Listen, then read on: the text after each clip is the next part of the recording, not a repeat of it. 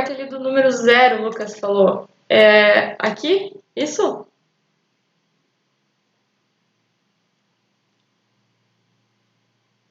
Qual que é não?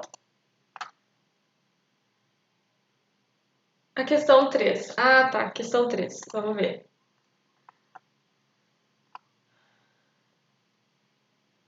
A questão 3 é do while também.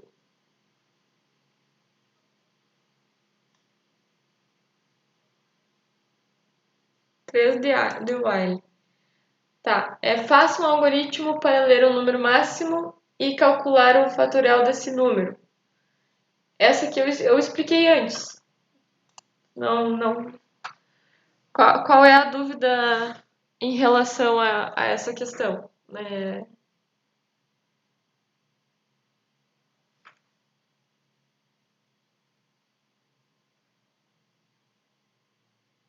Não entendi, Lucas, qual é a dúvida na questão 3 ainda. Quando eu uso aquele número 0, o número 0, ele... deixa eu ver. Quando eu quero definir que a variável inicie em 0, então eu atribuo 0 para ela. Se eu quero que ela inicie em 1, né, eu atribuo 1.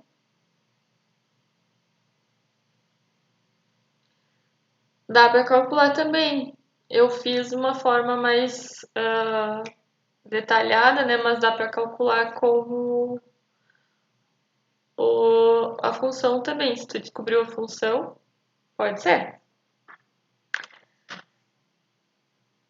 O Gustavo pediu a 4 dos vetores. Vamos ver a 4. Só respondendo a Lígia aqui. Quando vou fazer uma matriz, tenho que digitar todos os valores ou tem um jeito de fazer uma matriz automática? Tipo uma de 10 por 5. Assim como a questão de vetor, eu posso ter ela automática.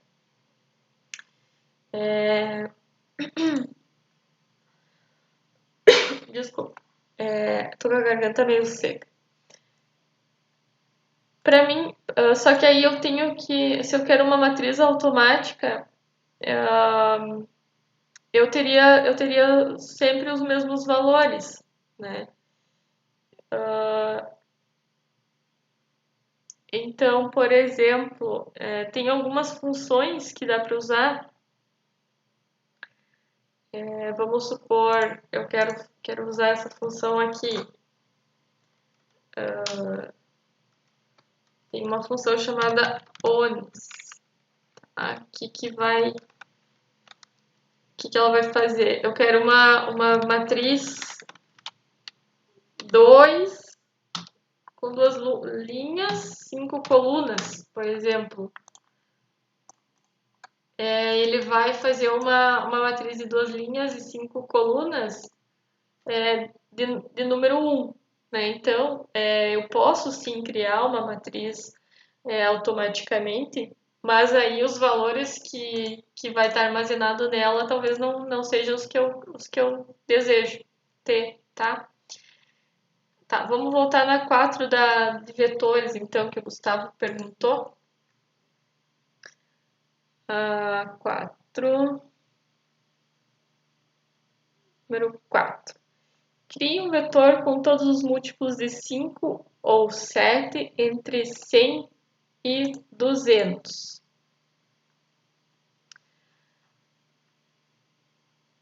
Bom, essa questão eu tenho também, eu posso usar algumas funções, tá? O que acontece?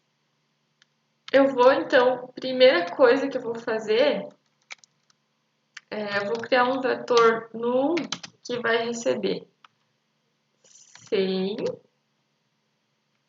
até 200. Né? Então, assim eu defino um vetor automaticamente que ele vai iniciar em 100 e vai até 200. Então, olha só, meu vetor iniciou em 100, final dele 200. Daí a questão pergunta, os múltiplos de 7, né, de 5 ou 7? Eu vou armazenar numa variável nova aqui, multi, e então eu vou chamar o vetor. E aí vocês lembram que eu tenho o mod, né? Então, eu tenho o mod para calcular se o número é múltiplo de 5. Então, se o número dividido por 5 é igual a 0, então significa que ele é múltiplo, tá? E aí, outra questão que eu tenho ali, que também pode ser múltiplo de 7. Então, mod 7 igual a 0. Assim, eu estou calculando que valor do vetor anterior ele é múltiplo de 5 e múltiplo de 7. Além disso, eu preciso de um outro comando aqui, um OR, que vai definir a minha função da seguinte maneira. Ele vai testar o número, né, que eu tenho aqui no meu vetor. Ele é múltiplo de 5 ou ele é múltiplo de 7? Então, se sim, guarda num novo vetor chamado multi. Tá? Então, aqui, ele me mostrou o primeiro vetor, né, de 100 a 200, e os múltiplos que são de 5 e de 7. Tá? Não coloquei questão assim tão complexa na atividade de avaliação. Tá? Eu poderia também fazer a resolução de outra maneira. Tá? Essa aqui é uma maneira mais prática, utilizando as funções que o Octave traz para nós. Tá? Mas poderia fazer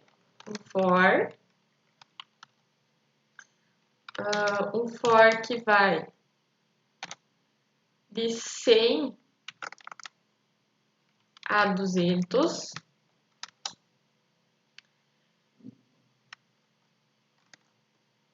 E aí eu poderia testar mod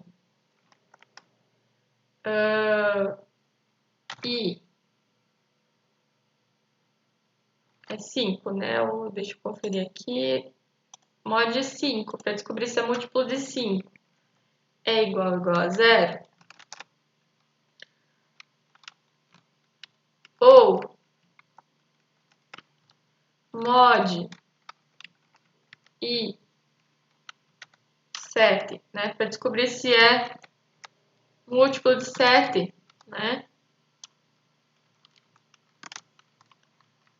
Em diff. E aí, o que eu tenho aqui? Eu tenho que armazenar, então, num novo vetor. Vou botar um vetor chamado multi. O número que eu estou testando. Acho que faltou fechar um parênteses aqui. Um parênteses que englobe tudo. Tá. O que está acontecendo? Então, eu tenho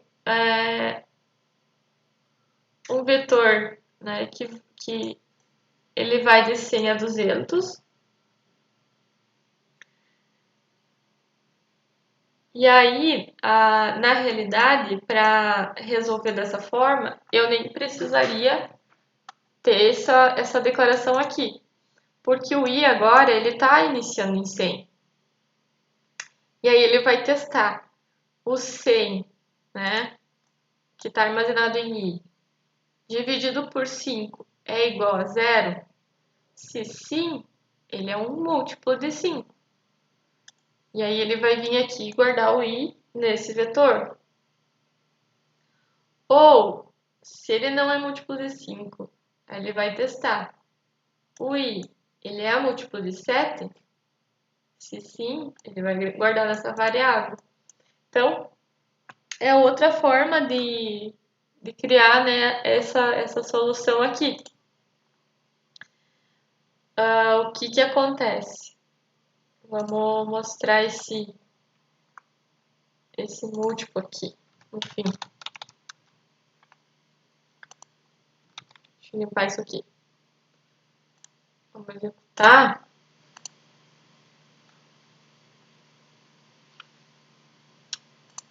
Então, ele tem que ir concatenando o i aqui, num novo vetor. Só ver se ele não está concatenando. Só um pouquinho, deixa eu ver aqui que faltou alguma coisa. Tá pegando só o primeiro, só o último valor.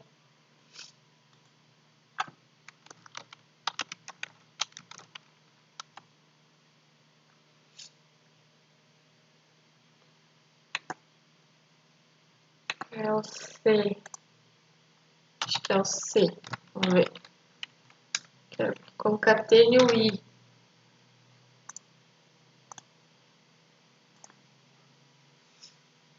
Não.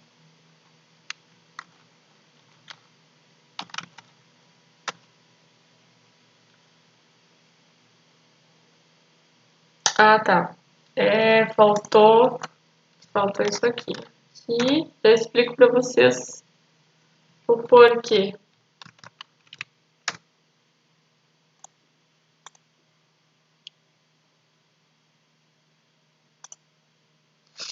Tá. O que acontece? Para mim, concatenar e guardar vários valores dessa forma, eu preciso que ele vá me acompanhando com o índice, tá? Então, deixa eu ver se eu tenho aqui no exercício, no exemplo, quer dizer, não tenho. Isso é. Mas assim, quando eu tenho um vetor, né? Por exemplo, essa aqui é a primeira posição, essa é a segunda, essa é a terceira. Então, o i ele está aqui para dizer que na primeira posição do vetor multi, eu quero que guarde o valor de i, né? Então, ele vai fazer o teste aqui, se o valor de i ele é múltiplo de 5, e aí ele vai guardar no valor multi, né, o valor de i, tá? Então, ele vai concatenar, né, que a gente diz, vai guardando o valor de i no vetor multi. E aí a gente usa o i aqui também. Então, na primeira vez, o que vai acontecer? O 100, 100 dividido por 5, resta 0? Sim. Então, o meu i, ele vai estar na posição 100 e vai guardar o 100. Né? Então, ele vai começar o meu vetor pelo número 100. Se eu quisesse que ele começasse o meu vetor pelo 1, né? Então, eu teria que colocar aqui mais uma variável para controlar o meu vetor, controlar as minhas posições, porque senão ele vai guardar um vetor bem grandão, assim, ele vai ter 0, 0, 0, 0, 0 até 100, e aí vai guardar o número. né? Então, eu vou usar o K nesse caso, iniciando em 0, para que ele guarde os valores começando, né, por 1. Porque senão é isso que ele faz. Ele vai guardar 000 até completar 100, né? E aí vai guardar o número 100. Mas eu quero que ele comece guardando guardando na posição 1, né, o valor de 100, que é o que eu estou calculando aqui, tá? Não sei se deu para entender esse conceito um pouquinho mais complexo, né? O ideal é que a gente pudesse ter mais aulas para exercitar esse tipo de coisa, né, dos vetores.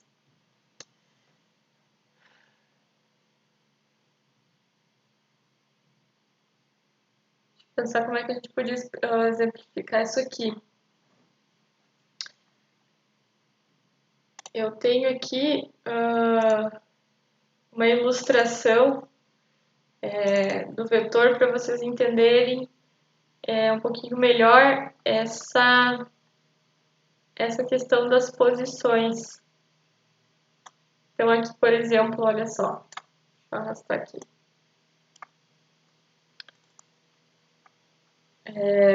Isso aqui seria o meu vetor, né?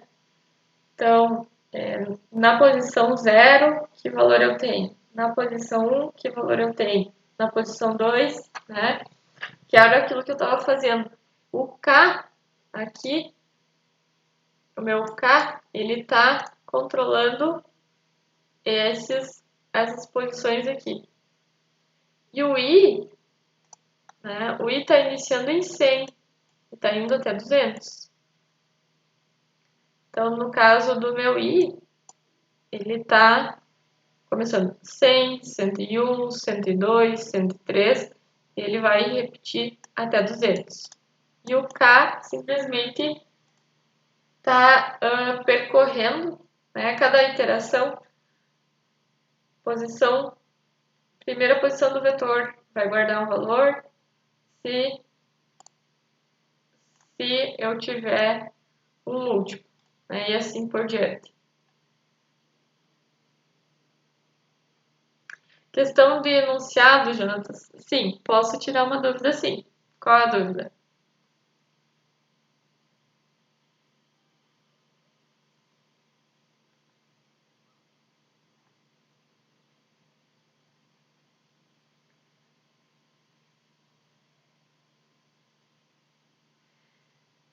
Na questão 2,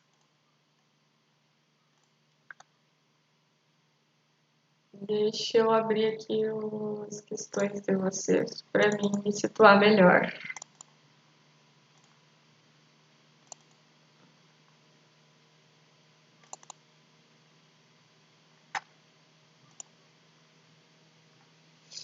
Questão 2. A potência de A, número real, por B. Número inteiro e positivo. Então, seria para fazer a potência de A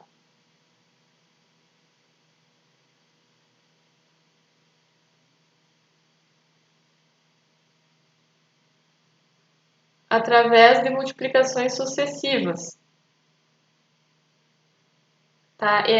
No caso, eu estou pedindo aqui para vocês utilizarem não o comando, aquela função normal, mas é um laço de repetição, tá? Para fazer as multiplicações, né, da potência. Tá? Nesse caso, eu quero que vocês usem um laço para repetir e ir multiplicando para fazer a potência. Depois, vocês podem tirar a prova real utilizando a função de potência do Octave. Tá? Então, eu quero que vá fazendo as multiplicações sucessivas com o laço de repetição, né? Porque então a potência, né? A gente sabe que no caso ali vai ser um número qualquer ali, né? O primeiro número e eu poderia colocar só aquele comandinho, né? Por exemplo, assim. Mas eu quero que vocês façam um laço de repetição para calcular isso. Então, né? Vocês vão ter que usar um laço para multiplicar o A por exemplo, vamos supor que o A vale 2, tá? E o B, que seria a potência, vale 5. Então, vocês vão ter que multiplicar 5 vezes o número 2, tá? Para dar a potência dele.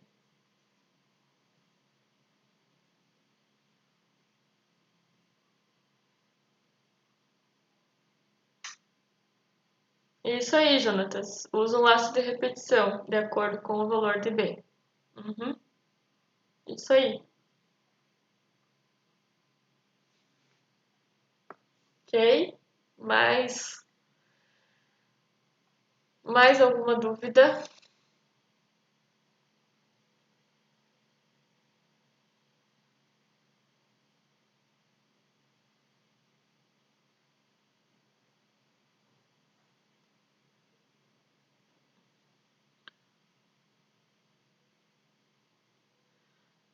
A 4 das atividades avaliativas também? A 4 escreva um programa que calcule sucessivamente a raiz quadrada de números introduzidos pelo usuário. Então, aqui vai ter que usar o laço de repetição, né? E aí eu expliquei agora há pouco que laço de repetição para quando o usuário digita um valor. Se eu explicar muito essa daqui, eu vou acabar dando a resposta. Tem que ir fazendo a raiz quadrada do valor digitado, tá? Até que ele digite zero. Quando digitar zero, vai parar. Então, que laço de repetição tenho para isso? Pensar um pouquinho.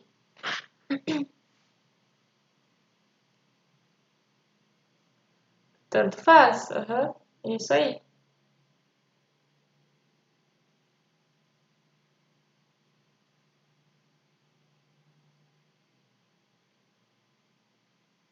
A 9, o valor aproximado do π pode ser calculado usando a série, né? 1 menos 1 dividido por 3 raiz. Então, faça um algoritmo que calcule e imprima o valor de π usando os 51 primeiros termos. De novo, vai ter que fazer uma repetição, vai ter que repetir 51 vezes. E aí vai ter que fazer o cálculo usando a raiz quadrada lá, tá? 51 vezes. No caso, como é que calcula o π, né? E o S, olha só, o S é esse valor aqui, né? Do meio aqui, 51 vezes, tá?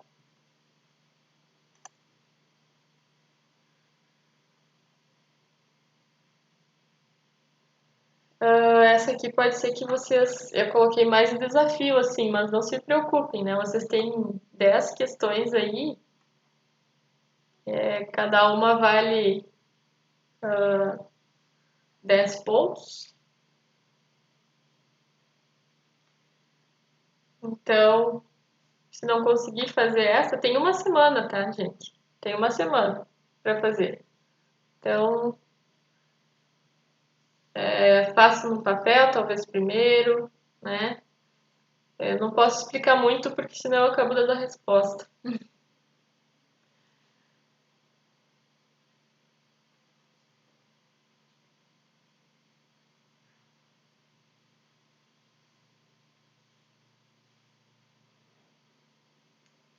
Mais alguma coisa que vocês gostariam de perguntar? Alguma dúvida?